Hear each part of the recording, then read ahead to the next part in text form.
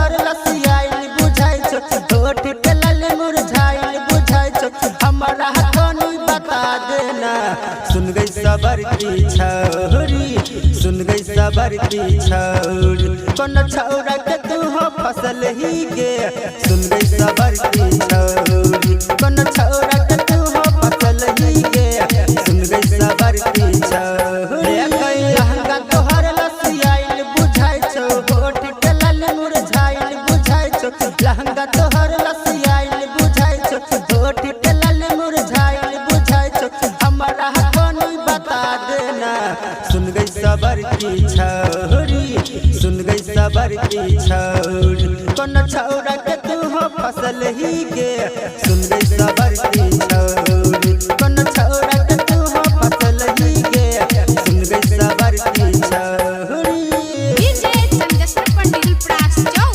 DJ Chandeshwar Pandit प्रास जाऊ सुन गई सबर की छौरी कोन छौरा के तू हो फसल ही गे सुन गई सबर की छौरी हे गई जकरा टाल बाहरी गेल लहर पुआर साटल छ लहर पुआर साटल छ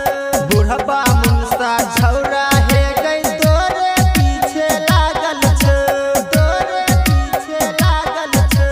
जकरा टाल बाहरी गेल लहर पुआर साटल छ बुढ़बा मुंसा छौरा हे गई तोरे पीछे लागल छ कोन छोरबा के टिकट कटेला कोन छोरबा के टिकट कटेला हमरा कोनी बता देना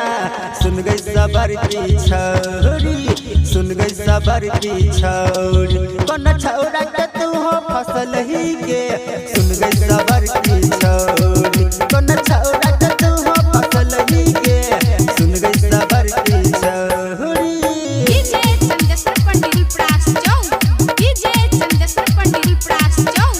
सुन गई सबर की छौरी कोन छौरा के तू हो फसल ही गे सुन गई सबर की छौरी हे गई कहनक बाली नाहक के नथिया बाहु के पायल टूटल छ बाहु के पायल टूटल छ राइटर बबलू अर्जुन हे गई तोहरे पीछे लागल छ तोहरे पीछे लागल छ कहनक बाली नाहक के नथिया बाहु के पायल टूटल छ